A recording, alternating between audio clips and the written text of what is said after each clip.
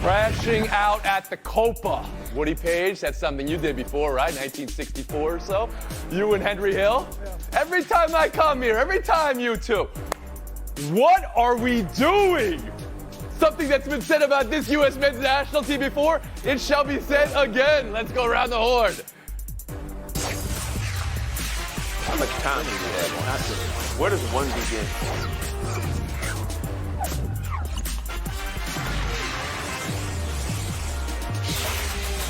Let's start with the largest contract in NBA history. Here's what it looks like. Jason Tatum, 5 years, $314 million. And here's what the Celtics starting five looks like. Can a team with that much money locked up, $920 million and five guys, maintain excellence? Does it make them more likely or less likely to win again? Around the horn to George Sedano.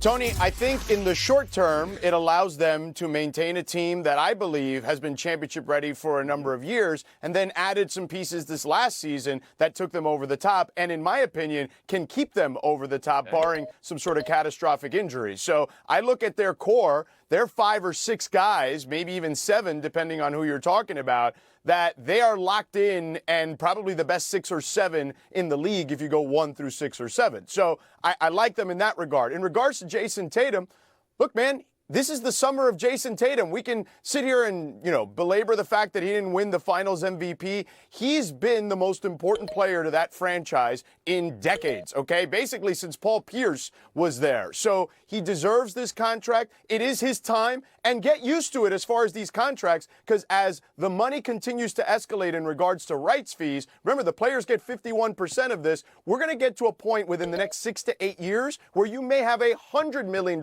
player per year, and that's coming. So trust me when I tell you, it'll be here sooner than you think. It's coming. It's right there. George Sedano.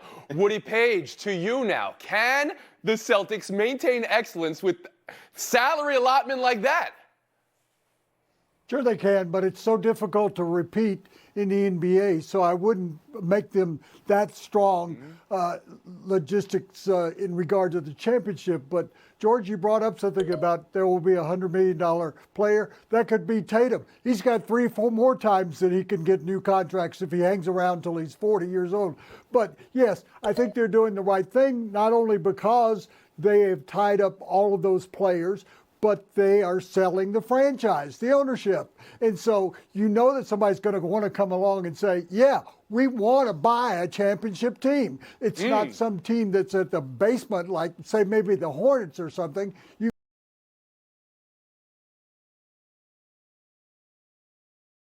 to kind of guardianship. So. Yes, I've heard it argued both ways, Woody Page. New ownership would want to come in. Who wouldn't want to come into the Boston Celtics? But others would say, wow, that's an apron like an episode of The Bear. I said that yesterday, where they're really having to deal with some luxury tax issues. Justin Tinsley, around the horn to you. This is a classic example of the adage, you got to pay the cost to be the boss. I applaud Boston for this because they see this window, they see this team, and they're like, let's go for it. We'll worry about the rent when it comes due in a couple of years. So when I look at these Boston Celtics, their top 8 players in minutes return, their top 2 players are still a couple of years away from 30 years old. This is sustained greatness is not cheap. You have to pay for it, and that is exactly what Boston is doing. So when I look forward into the future, specifically next season, they are the favorites going in to the 24-25 season. And when you look at NBA free agency, I don't think you can say any team in the league got better than Boston. Yes, teams improved, but no one leapfrogged Boston. So they should be the favorites going in the next season because it's beyond well-deserved. Frank Isola, that type of salary allotment, $920 million to a starting 5, make them more likely or less likely to be able to repeat? No, I think it's still more likely, and I think when you look at the age of the players, the Warriors just went through this now with Klay Thompson. Once he reaches a certain age, you're paying so much on tax that it wasn't worth. Basically, his contract would come out to almost $100 million when you factor in all the different complicated, luxury tax items there. The one thing about the Boston Celtics, not only the player's young, but think about this for Tatum. Financially, by the time he's 40, he's going to be a billionaire. Congratulations to him. But I look, he's only 26 years old. The guy has played in 113 playoff games. So George is right. Everyone's now going, well, he didn't win Finals MVP. He's never won an MVP. He's not the face of the league. We know that's now the big thing he got to be. All the guy does is play in important games, and he wins. He's been to 2 finals already. He's won 1, and he's only 26. The future looks very bright. You had a banned phrase on this show here, but you were decrying the use of that banned phrase. I do appreciate that. Yeah. One thing back to George Sedano, the depth of this team was such a strength for them this year. As you saw them beat teams that were very top-heavy with stars, can they keep a depth with that much salary allotted to a starting 5? Well, Tony, they're going to have to draft well, and I think that's part of it. You got to win in the margins in this case. And Brad Stevens has done a really good job, if you look at it, in constructing this team. Their top 5 guys can play both ways. Like, they're not only guys that can play good offense and stretch the floor, which is what they get lauded for, but they're all good defensive players, particularly on the perimeter, and maybe even a 6th in limited opportunities on defense with Al Horford on the perimeter. But we know he's solid on both ends of the floor. I stole the last word. Remember, keeping the gang together is a lot easier for the big market teams like the Lakers, like the Knicks, like Golden State, like Boston. For the teams like Milwaukee and Denver that just recently won championships, it's not that easy to do. We've been warned, we'll move on. USA crashing out at the Copa. Needed to get out of a group with Bolivia and Panama and Uruguay and did not. Needed to score versus Uruguay, and when Panama won, score multiple and did not. The issues with the reffing in this particular game. The offside on this particular Uruguay goal. And here's right before that, cameras catching Berhalter say 1-1 about the other game, right as the defense lit up the set piece. But it's the big question of now what that I want to start with World Cup 26 at home in 2 years. Many are saying you got to blow it all up now if they can't get out of the group at the Copa. Around the horn to Frank Isola, what do you say? I agree with Tyler Adams. They lost the tournament in the second game to Panama. Tim Way, a red card. Then they took a 1-0 lead, ended up losing 2-1. They get out of there with a draw, they're okay. Uruguay's a better team than us. Now, as it relates to Greg Berhalter, let's remember, he was out of contract. They then brought him back after a coaching search, and a lot of that had to do with some of these great coaches around the world. They can't really afford them. I would think the fact that they did not get out of the group, and you're seeing the reaction to that, and I understand the players like them, and the players on the team are a bunch of good guys that play hard. I think they're going to back any coach, and I like the things that they said yesterday, but I do think there is something to be said about bringing somebody from the outside, and there's great American coaches, but maybe going to Europe, maybe going to South America, bring someone in that has no ties to anybody with U.S. soccer, and let that guy go at it as we head into the World Cup in the States in 26. Justin Tinsley, have we arrived at a blow-up-the-team situation with U.S. men's national soccer? Man, this is so frustrating to even talk about, but I don't know if you blow up the team, but I think you definitely have to change the leadership. Like, when I look at last night, like, the coach is on the hot seat. The fans are chanting, fire the coach, and then we lose on our home soil. I'd say this is embarrassing, Tony, but this is really par for the course with this men's national team. They're 5-7-7 under Berhalter against top 20 FIFA teams, and 4 of those wins came against Mexico, man. So, like, and when I look at this team and when I look at soccer in America in general, you know, expanding the sport is a collective effort. And I just don't know if this men's team has carried their end of the bargain. So, like, there's pressures of expectations, right? And then there's pressures of uncertainty. Well, guess what? This men's national team has both. So if you ask me, am I excited to have the World Cup on our soil in 2 years after watching what just happened in the Copas with this team? Hell no, man. Hell no. Woody Page. Well, we thought 5 years ago this team developing now would be in its prime, and it's not. It's regressed instead of progressing. So I think you've got to change coaches to begin with, as everyone else believes too. Last night we should have had a Mea Copa after the Mea Copa tournament Copa. Yeah, I think that's what was necessary there. But I might go closer. If you can't afford, why can't the United States afford a coach? Why are we talking about that you can't go spend $15 million for a coach? It's happening all over the world, but in the United States, we go on the cheap. What is that all about? But if you're going to do that, Jesse Marsh is just up the road. He got into the quarterfinals of the Copa. He was the guy that was considered to replace the coach here. So I don't know why, if you're going to go cheap again, go get Jesse. Otherwise, spend the money to get a good coach. George, you want to be micro or macro here? Last night's game or the big picture with the World Cup looming? Please, go ahead. Macro, Tony, because the reality is the program's not getting better, the players aren't getting better, and the results clearly aren't getting better. So you have to make a change. Now, I'm with Frank in regards to maybe going outside because there should be no guarantees for anyone on this particular roster or anyone in this program. But we tried that with Jurgen Klinsmann, and we didn't see that through necessarily to the point where people were, upset about the way he was handling stuff. So if we're going to do it, we need to commit to it. And I would say even bigger than that, let's talk about the elephant in the room. If you look at other countries, they are taking young players, boys and girls, okay, and basically putting them through academies at a very young age. We don't do that to the extent that these other countries do, so we don't build soccer players the way that other countries do. We're not as good as them because we don't train them the same way, and I think that's the elephant in the room that nobody wants to miss. I don't even think it's an elephant. I mean, it's a woolly mammoth. It's a T-Rex. It's a brontosaurus. It is what it is because the amount of money that it takes to build a young program here is only families with money. Frank Isola, I'll bring you in here to discuss this. Do you believe the feeder system of the U.S. national soccer team is working? No, George is right. I mean, soccer is a street sport.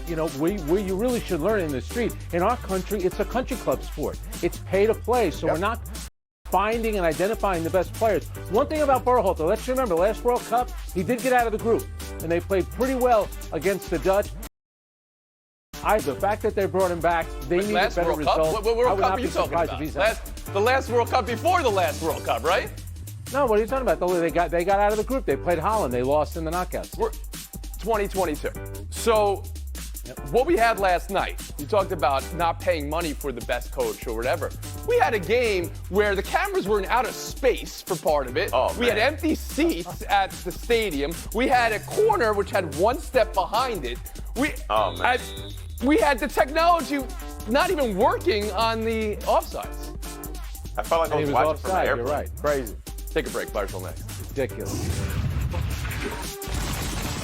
Cavaliers 3-year, $150 million extension. He says he has the confidence Cleveland can build a championship contender. George, buy or sell that? Good luck, I would say to Donovan. And it's not because of Donovan, Tony. I'm a big Donovan Mitchell guy. But I just look at the rest of that roster, and to me, the key to their championship contention is Evan Mobley. Defensively, he's very good at this stage of his career. But offensively, people were predicting when he was coming out of college at USC that he'd be the next Chris Bosh. I've yet to see the next Chris Bosh. So to me, it's about Evan Mobley more than it is Donovan Mitchell or anyone else on that roster. But it sounds like you're selling the idea of the Cavs being able to build a contender with Mitchell as their number one. Paige, how about you?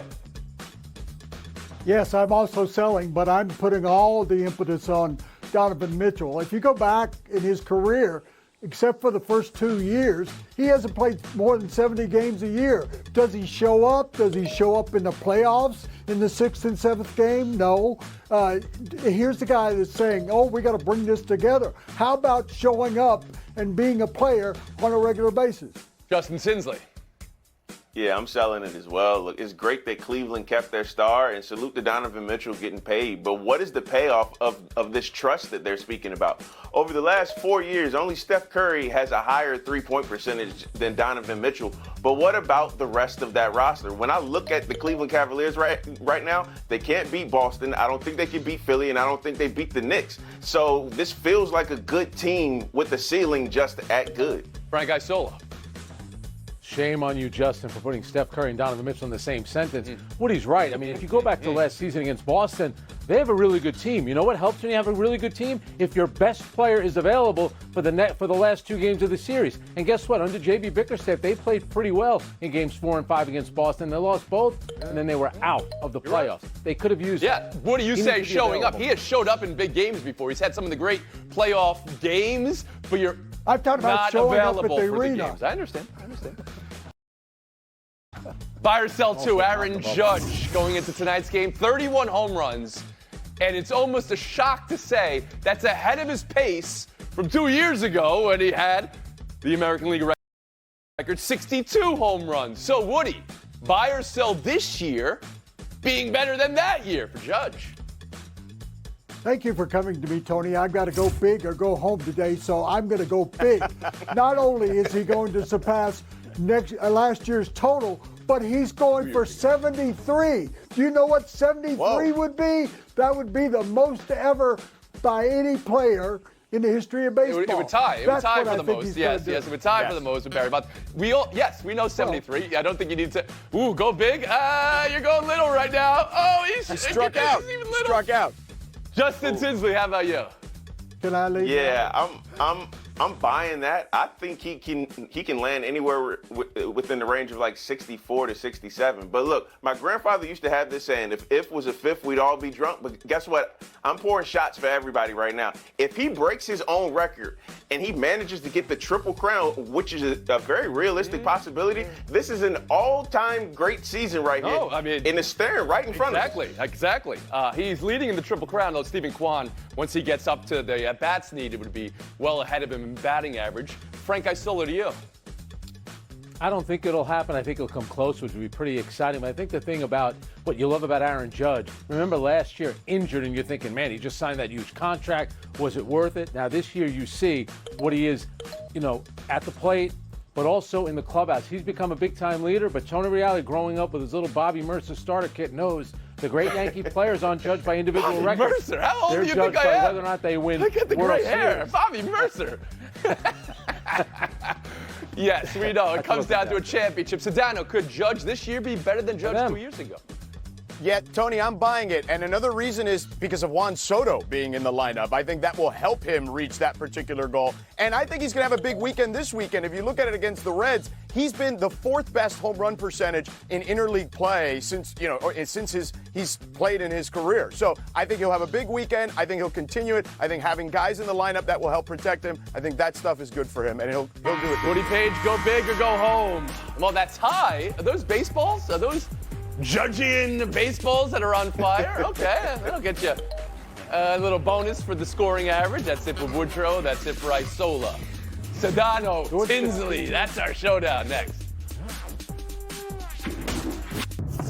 The Nashville Predators, within minutes of free agency, adding Steven Stamkos, Jonathan Marchessault, and Brady Shea. Within minutes, George, did the Preds make themselves contenders or favorites? I mean, contenders, yes. Favorites, let's relax. The Florida Panthers are still around, Tony. And the Edmonton Oilers are still around, for that matter. Let's slow down just a tad Justin Tinsley? Nah, I got to shout out GM Barry Trotz. This is what all in the postseason actually looks like. Yes, you can't win the Stanley Cup in July, but you can put a nice down payment on it, and they damn sure did that. This is my philosophy to life. You want to run a marathon? Take the lead in that first quarter mile. Get all the cameras on you. Everybody sees what you do. No one remembers what happens after that. They just know that you came out strong. We'll split the point. We'll move on. You've always said that. Showdown 2. Tonight, big game. Lynx Liberty. All right, game of the night. After the Commissioner's Cup win last week, Minnesota head coach Cheryl Reeve at the podium said it was big. Talk about him. Roll it. You got to talk about us now. All right. You got no choice. Justin, you have no choice. Talk about him. And for tonight, who has the bigger game ahead of them? No, she's right. You do have to talk about him now. But this is a big game for Jonquel Jones. She's had her 2 lowest scoring games of the season against the Lynx. She has 6 points and 16 rebounds. She has to show up tonight. And George Sedano? Tony, talk about them for sure because no one is talking about them enough. They're a game and a half back in this situation from the Liberty, so it's a bigger game for the Lynx. And they are one of the best teams in regards to coming from behind. Down 15 points 4 times this year, and they've come back to win. Tied for tops in the WNBA. And the Chicago has to be right there with Asia Wilson for MVP. Yep. I appreciated your Jonquel Jones answer, Tinsley, but you played right into Cheryl Reeve and didn't talk about the Lynx. We'll go to Showdown 3. Wimbledon today. Wow, we had a pair of upsets on the 6 seeds. The 6 seed on the women's side was defending champ Marketa Vondrousova, so she goes out in the first round. First time a champ has gone out in the first round since 1994. Men's side, Andrei Rublev losing and losing it. Look at this reaction, all right? This has got to hurt. He bled. Whose upset was more upsetting? George Sedano, around the horn to you. Listen, Rublev, this isn't his first act at trying to be a poor man's John McEnroe. So he's done this at the French Open just recently. It wasn't even that long ago. So this is a rerun, I feel like, for me with Rublev. Justin Tinsley? No one makes Rublev bleed his own blood quite like Rublev. Like, that's a dumb move right there. For a sport that requires your knees and lateral movement, why are you inflicting this punishment on yourself? That's more upsetting to me. Sport that requires your knees. Okay, I'll allow it. Sedano has the lead, but there's no way you're winning this show after the week Justin Tinsley had. JT, tell us all about it. And shout out to my man George Sedano, man. Always a pleasure with you, bro. But what Tony is referring to, my daughter was born last month on June 19th. Veda Spencer Tinsley. We have a lot of fun at night. Bottles, diapers, getting peed on, getting pooped on. You know, it's love. I know it's only going to last but a short time, so I'm trying to cherish every moment. Veda, I love you. Huey, you're an awesome big brother. And Jade, I love you. Look at that family right there. So happy for you, Justin. That's family of four. Keep it coming. Get onto my level now. Let's go. No, this game's have over. a couple more. Man defense. This game's over. No zone.